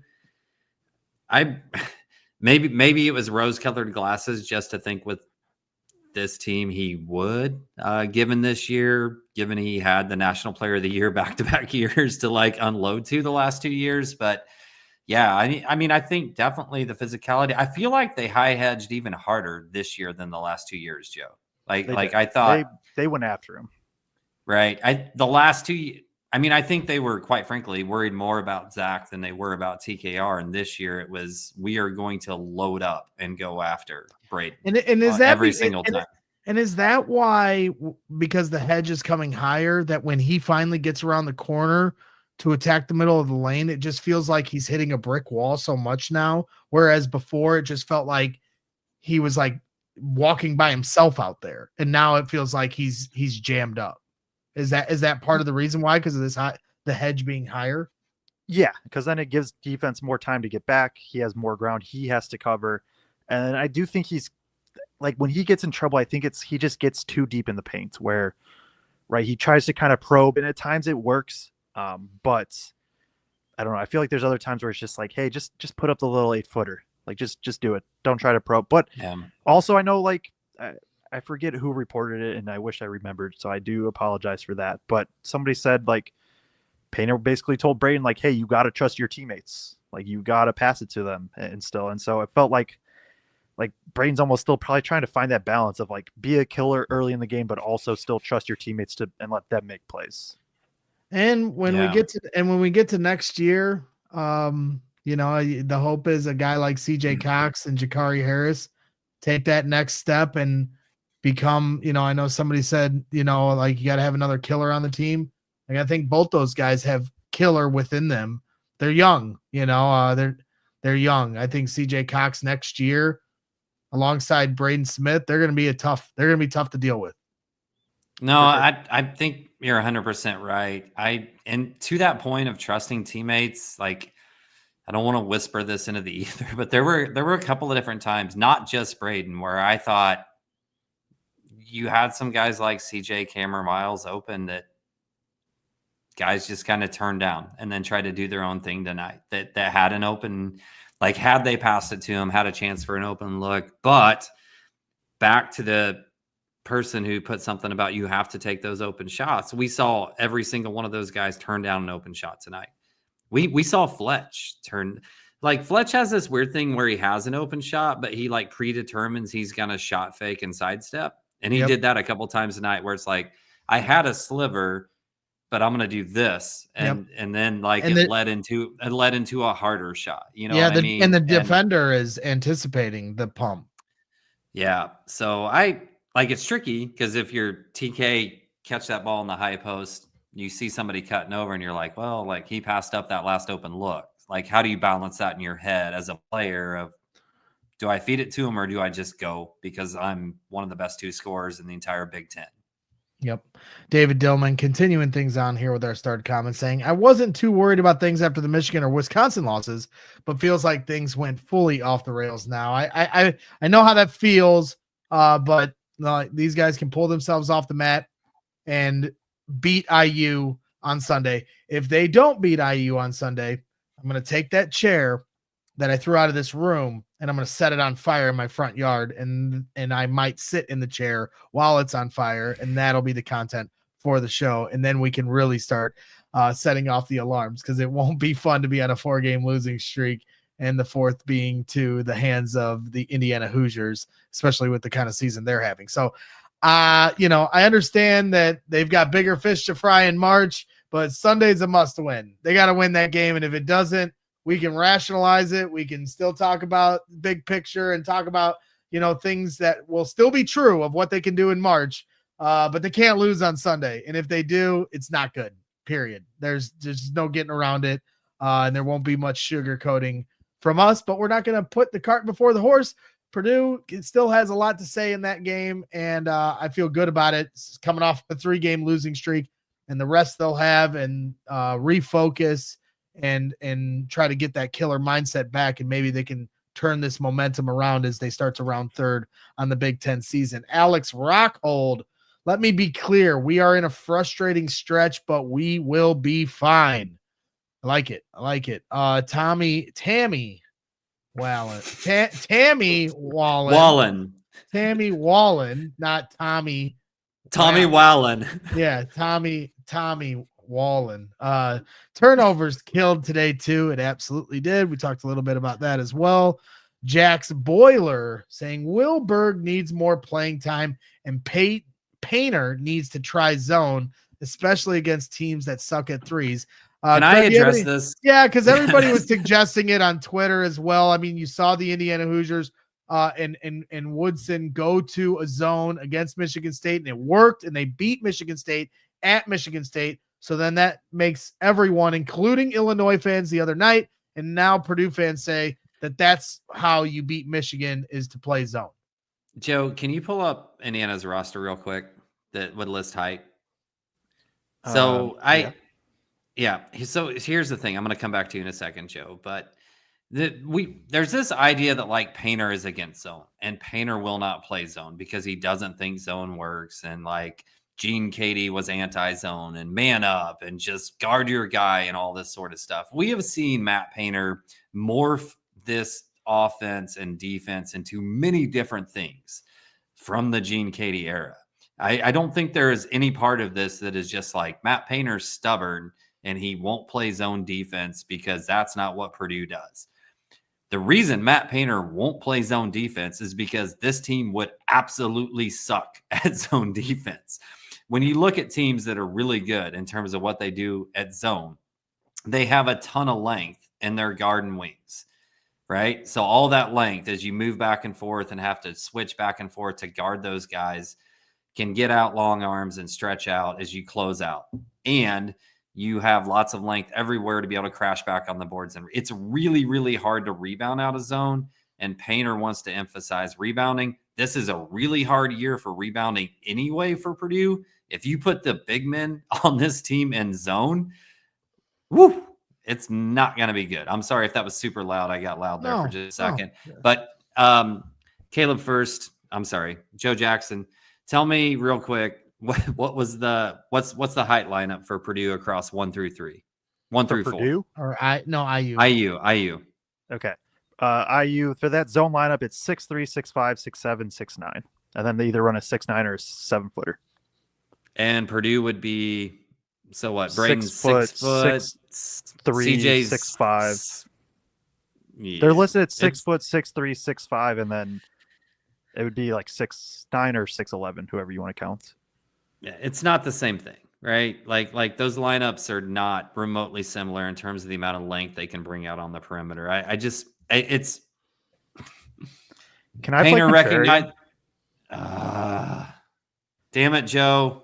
Go ahead. I don't think it should be a base. I don't think it should be a go-to. I also think people that are just like zone probably don't like. I don't think they have a good reason why.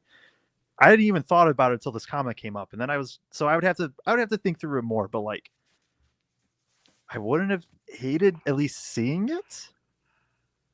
See, this is But where it's where I get to is like, right, when Purdue's at their best defensively, they're close to a zone anyways. Like they're still man-to-man and man-to-man principles, but like when they were at their best, it is Braden Smith playing a zone and TKR kind of just chilling in the paint and first kind of flying everywhere. I don't think it should this should be anything they go to. I wouldn't hate seeing it as something like they can just switch to in the middle of a game just to try and just see what happens.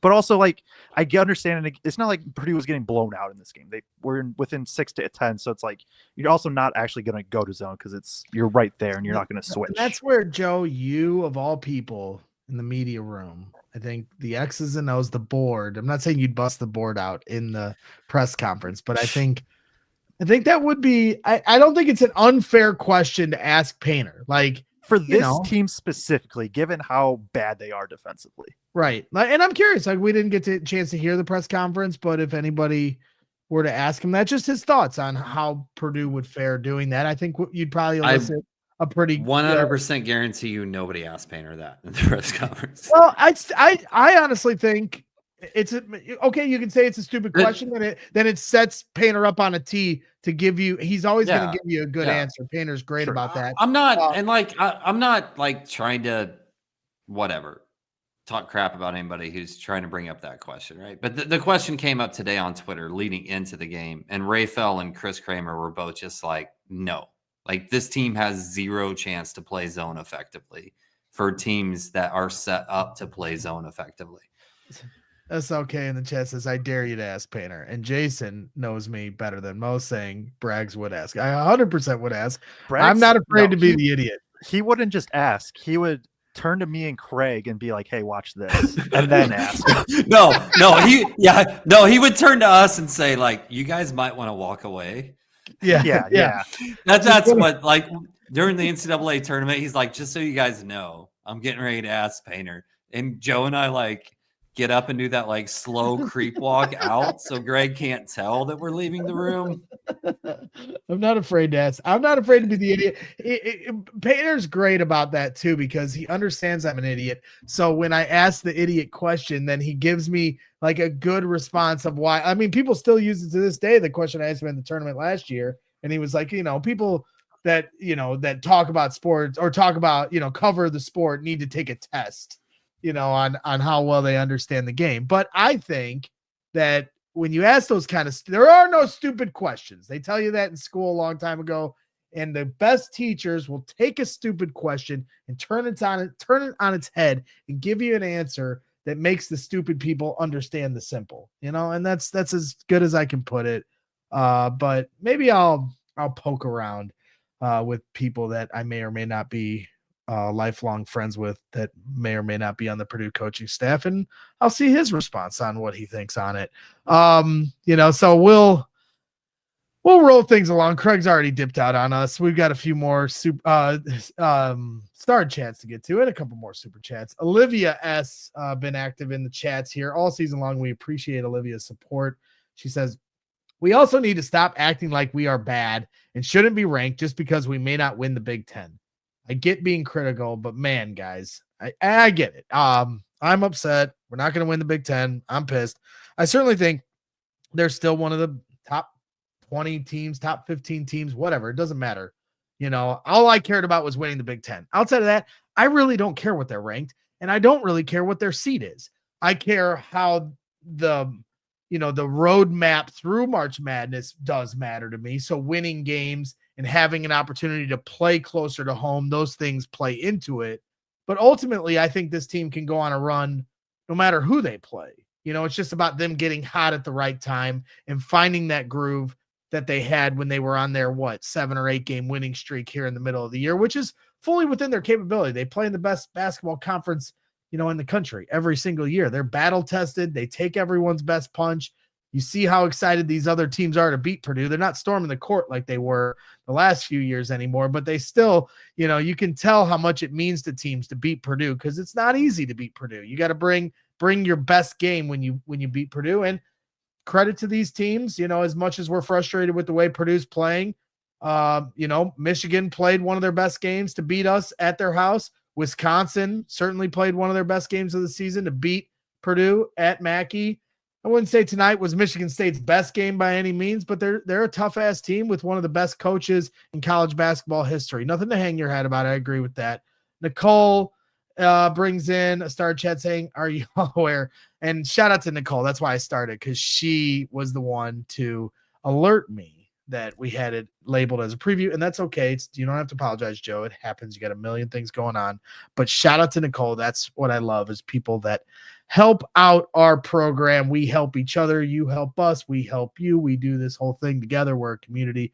We're a family. SLK Boiler, are you sure it was off turnovers? Felt like they were back cutting a ton, and were open at the rim. That certainly was happening a lot against Wisconsin.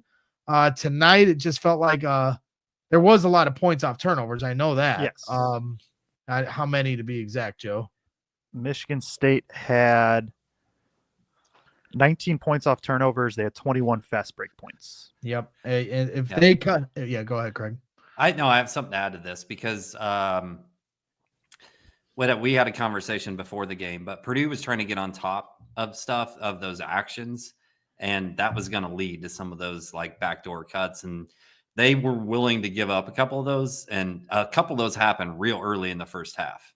And then they went away, right? Like, it didn't really happen for a large part of the first half after that. It was like, all right, so this decision's going to work. They're going to handle it. And then in the second half, that totally broke down. Yep. And SLK says, if you ask Painter about zone, he will tell you to go get your own team if you want to play zone. So I do want to add, like, I'm not and this is where you got to get, this is where you got to get smart when you ask Painter. So Joe's 100% zone. Joe's 100% zone. This would be my strategy, besides throwing Joe under the bus and going, Joe over here thinks you should play zone. That's one way you can do it. The other way you can do it is, Matt, a lot of fans saw IU effectively play zone against Michigan State a few games ago, and now all fans think that that's how you beat Michigan State. What are your thoughts to people that say that that's the way to beat Penn State defensively? And then you take it off yourself. Now you're just throwing you just saying people, and now he has to answer. I already envision the Painter rants. Oh man, he would lose it. He would just go on a rant about fans. So but it doesn't matter, because he'll start it with, he'll throw a few punches at, people that don't know what they're talking about, but then he'll give you a good answer. He'll give you the good answer. That's the thing I love about it. I can see this playing out in the Big Ten tournament, like pregame interview, Joe, where this is the look he'd give you too. Where like Purdue gets the 2 seed, Michigan State gets the 3 seed, and they end up matching up against each other. And then Greg asks this question, and me and you just slink out of the room. Yeah, that would be how it'd go. I would be like, my good friends Joe and Kraig over there that are leaving, we've been talking about this. That's 100% what I would do. I wouldn't blink. And that's because Matt understands that I'm a complete idiot. And so once you get that out of the way, then anything is possible in terms of what you can ask him. You just have to have that understanding there. Emmy Bogenwright, end of first half woes are unbelievably concerning. So many games in a row where we get out to a 7 to 10 point lead and then completely lose focus and fall apart. I don't get it. I agree, Emmy. That's probably the biggest common denominator in all of these games. They just continue to blow first half leads right at the end in those last 4 minutes. And it feels like in each game, it's a different way too. So it's frustrating. They just can't seem to take, like they had so many blowouts in that 7-8 game winning streak, whatever it was. And now all of a sudden, when they get to that precipice where you're about to take it to that blowout level, they just can't get there anymore. And the teams are fighting back, and then Purdue just doesn't have a counterpunch. So I agree. That is frustrating. I'm looking up right now just to confirm. Okay, so maybe not against Wisconsin. First had 2 fouls against Wisconsin. Like, right. I agree with the points 100%. Right there, it's happened these last 3 games. Michigan State TKR is in foul trouble, and Painter, I honestly thought, played it pretty well keeping him in enough, but you still at some point just can't risk it. I thought Wisconsin he was first crazy when pitch. he put him. I thought he was crazy when he put him back in there.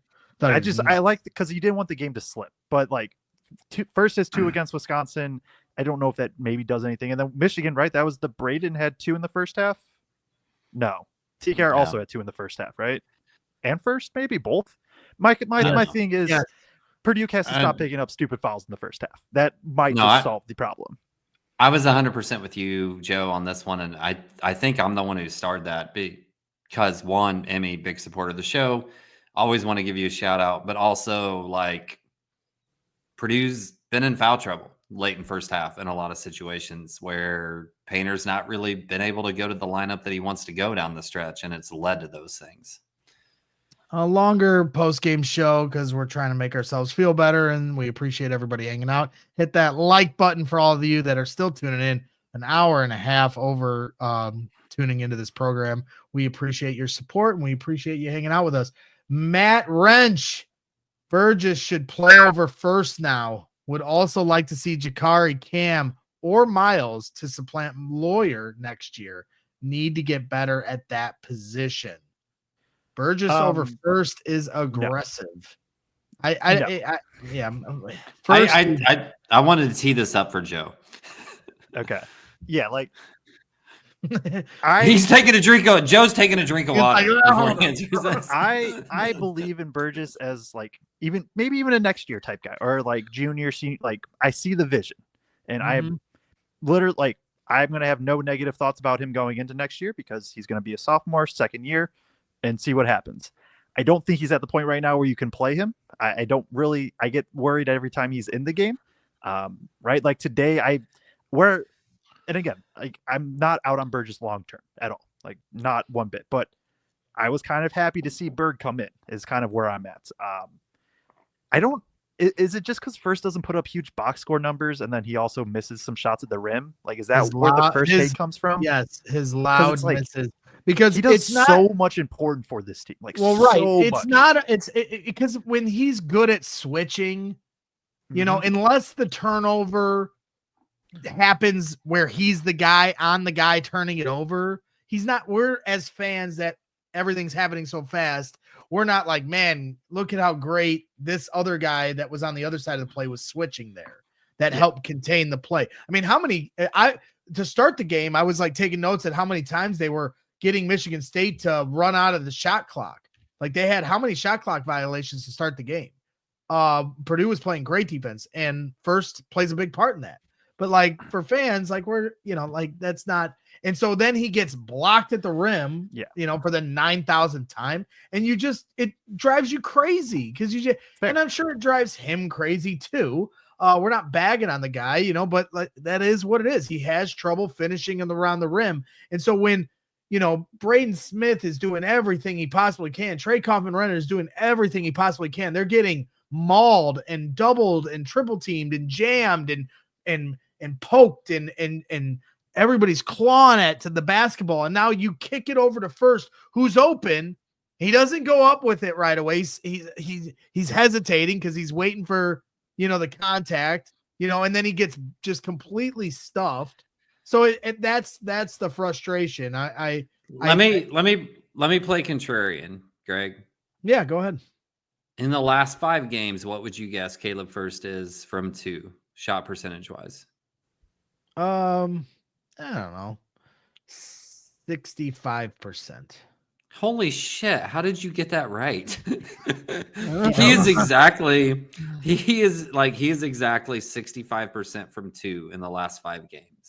So like this concept that he misses all the time around the rim is just, now maybe some of those get chalked up as turnovers and don't ever get entered as a field goal attempt or something like that. So like, I can understand it, but like his shot percentage is pretty good around the rim and has been across all Big Ten play. He's incredible defensively. He allows us to do things when we are turning people over.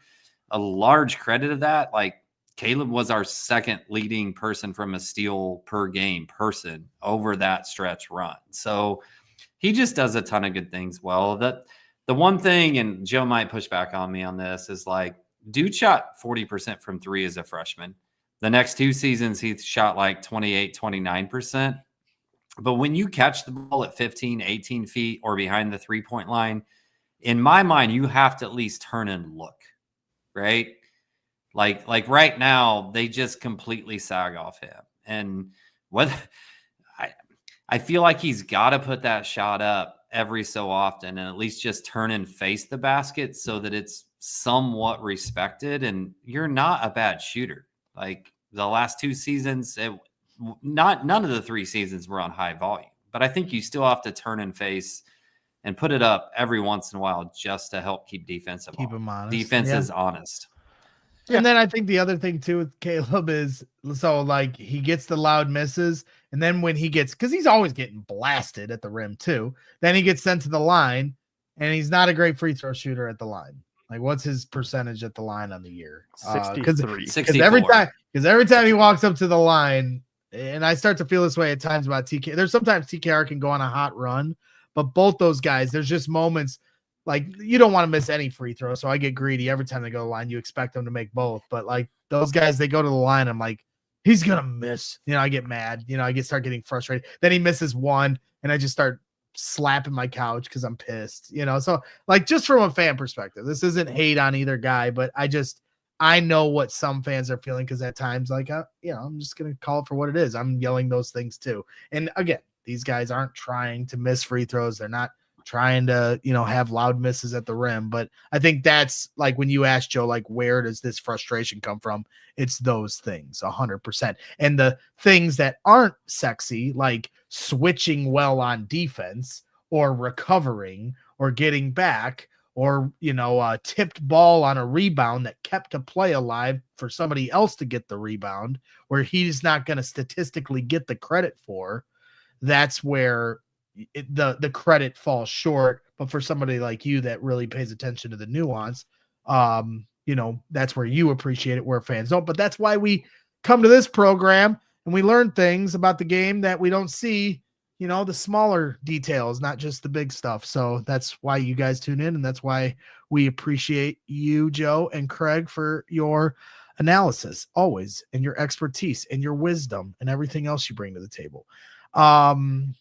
Jeffrey Mosick, coming from Twitter, says, Kraig, it's more likely Purdue finishes 12-8 in the conference. He's gloom and doom right now. He's a Sox fan, so I can understand. I don't think there would be any analytical site right now that would predict Purdue to finish 12-8 on the season. So the more likely, statistically speaking, for Joe and I that are math nerds, that's just not right. Okay. But 14 if you want to the projection, buy into the gloom and doom, go ahead and do it, Jeff. Well, they got to get off the schneid here against IU, or else we got to start recalibrating how, everything's going. Yeah. Can I jump in real quick, Greg? Just real quick. Because we're on this gloom and doom of Purdue's going to fall all of these spots and seed lines and everything else. Mm-hmm. Texas Tech, somebody that we're vying for a seed line with, lost to TCU, who's 15-11 tonight by 3. Mm-hmm. Texas A&M, ranked 7th in the country, a team that beat us earlier this year, just lost to a 21st ranked team in the country by 16. Kansas, potentially fighting for a seed line against, is down by 34 to a 17-8 BYU team. Mm-hmm. So I think what I'm getting at is sometimes I think we look at things in a microcosm of what is happening to our team. And we fail to step back and realize a lot of other teams are losing games too. And it's, again, a 3-game losing streak that sucks. It's awful.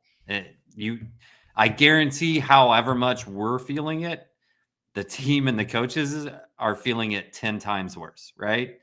But like, step back from our microcosm of what's happening with our team that we root for and look at the big picture. Purdue's going to be fine from a seed line standpoint, I think, when it rolls around. Well, I don't know if anybody almost broke their office chair, but I'm sure they're more upset than me. Wisconsin wins 95-74 to Illinois. They moved to 21-5 on the season, as Wisconsin, Michigan State, and Michigan really putting themselves in good position to try to win the Big Ten as Purdue is looking up, trying to claw their way back into that fight. But we'll see. But Wisconsin is a damn good team. Blake Widmer adding on to that point, saying Wisconsin is the best team in the Big Ten. Ain't even close. That's what Blake Widmer says. I might go best turning team. I think you can make, I'm cool with the argument. There's 4 to 5 teams. Like, if you wanted to argue, I'm cool with it. I'm bought in on Maryland. Maryland to me is the best built team for their tournament run, and they're just the best team in the Big Ten. Wow. The best team in the Big Ten? Mm-hmm. I'm with you on tournament run, but they've got, do they have 4 or 5 losses in the Big Ten? See, they don't have the best resume, right? Or the record. But if you were roll out the ball, who are you picking? I am picking Maryland. Wow. No, I'm high on Maryland in the tournament. I'm high on Wisconsin in the tournament. I'm still high on Purdue. Yeah, those are the 3 teams I'm highest on, actually. Tarek saying Ken Pom still has us high at 12. So Ken Pom still got him ranked high. I do. There was one thing I wanted to bring up because I think there's going to, again, be the talk of get Purdue help from the Big 3 and all this stuff. And, offense. And the offense wasn't fantastic. The offense moved up today against Michigan State is a top 15 defense. And per Ken Pom, Purdue's offense, improved today statistically. So just wanted to throw that out there. Okay. Appreciate you as always, Tarek. Yep, David Dillman says Maryland is instrumental for Purdue's title share chances. True. They have Michigan State and Michigan left. Okay. And Michigan State and Michigan State Michigan still have to play each other twice. Yep. So there's outs. Purdue has 0 margin for error. If Maryland beats Michigan State and Michigan, they're also in a prime spot to win or get a share. If they beat Michigan State and Michigan, it might and Purdue wins out, it might be a 5-team share for the Big Ten title. That'd be hilarious. Which also would be kind of ridiculous. Matthew Keller, I thought this was an interesting observation. Matthew Keller was at the game at the Breslin watching Michigan State and Purdue. Sorry about that, Matthew. But he says Benter is going to be good next year. That guy made every shot during warmups. Have you guys, I know you guys are at the games early, so you guys might have been able to get a look at Benter that others haven't. Have you guys seen the same? He's next in line. Klein, Sasha, Benter. I think he's next up in that kind of line. Maybe not exactly the same, but I'm not going to say I watch him during warmups, but I watched a good chunk of his high school film, and the dude's a bucket. The dude can shoot the ball, and so he's gonna. I really I know it's the easy comparison, but I really just do think he's next up in that 6'5" wing that just is a burner from 3. Okay. Well, no, I think he's going to have a role as a shooter. I think we're going to see some off-season changes and whatnot, and I think he'll certainly have that role. If you're worried about perimeter defense, I don't think he's a guy that's going to help us fix that by any means, but he's going to be that, which we could say about Sasha and Ryan too. No offense to Sasha, Greg. I know you love not the best perimeter defender of all time. He would admit that too. You know what? No, we're not admitting anything here on this fine program. I'm not going to deal with that tonight. I've been through enough. I almost broke a chair. You're not going to go at Sasha like that. You can go after anybody else. I didn't go at him. No, and I'm going to tell him. Facts. I'm going to tell him. We'll give him a day to cool off because I know he wears losses hard. Hey, how do you think your perimeter defense was in college? Well, we can bring him on. I don't like to bug him during the year to come on the show, but we can. Well, and I also don't want to put him in a weird spot. I always get so proud of him. Last game against Wisconsin, when he comes out, he's on the second bench behind the first line of coaches' benches. He's on the second line, and when he comes out, and him and Painter he's got the board and he's telling him what to run the inbounds play, and him and Painter are standing next to each other. I'm like, that's my boy. I love it. It's so cool to see that. Proud of that dude. And he had great defense. Jason, Depew $4.99. We pulled this one up earlier, but we can pull it up again. Appreciate the content as always. Everyone, please hit that like button. One more reminder. And then Lynn Ream asked, what does a super chat mean? And while Lynn, on YouTube, you can see like where you go to make the comment. There's a little money symbol, and you're not by any means obligated to send a super chat. But if you hit that money button, then it will give you the option to do a super chat for $1 or $2 or $5 or $10, whatever you want. And that's one way of supporting the program, supporting what we do, and getting a question in. Salty B says Braggs' beer funds. No, they are not. Promise you that. No. Jenny takes care of all the But funds. if you send $50, then Greg turns the camera and he's got a pole in the background and he'll do a little dance for all of us. Yeah. Or I may just send a $2 super chat of my own, which really doesn't make any sense. But I did that on the way home a few times. But we appreciate everyone's support, and even those that don't send the super chat. Just hitting the like button, subscribing to the channel, telling your friends about our show. Those are many ways to show support to what we do here. A couple more super chats to finish. Jordan Ramirez, $2 super chat, saying MSU has just kind of done this to teams this year, and that's true. They're a grinder team, as they typically are under Tom Izzo. Final super chat of the night, $10 from Jack's Boiler. Great show, guys. Hope we can turn things around before March Madness. March Madness. I was struggling too. I was like, Kraig. Well, our first 2-hour show of the year. After a 3-game losing streak, we're feeling it, and so we haven't done this all year, and like this used to be the norm. Yeah, we used to go 2 hours consistently. See, and I blame myself. Exhausted. I can't lie. I'm sorry, and this is my tired. I'm sorry, and we need to go. It's 11 o'clock Eastern time. You guys work be up way for a harder. couple hours. It's just like, I'm you gotta try to play I'm still myself, but I am naturally very quiet and kind of introverted more, and so gotta expend the energy here. But I will say we are 2 hours in. I know I'm generally more kind of like steady and stuff like that within the show. I was also very, very frustrated coming onto the show, and I do think being able to vent, being able to talk with you guys and interact with the chat for 2 hours, I am going to walk away from this feeling just better in general. We got 2 more super chats here, Greg. I won't. There's a chair right outside this door that I think I'm going to chuck again as soon as I get out. No, I'm kidding. I feel better about this for sure. 2 more super chats. Salty B drops $5 in here. Appreciate you all always. We appreciate you as well, Salty B. You're in every single post-game show chat, and that means a lot. Lisa's Fitness for Paws Health Promotions, $4.99 super chat. Sounds like a good cause there. We're about to become a cat house. Luckily Addison doesn't watch this show yet. She's still 6 years old, getting ready to move to 7 years old.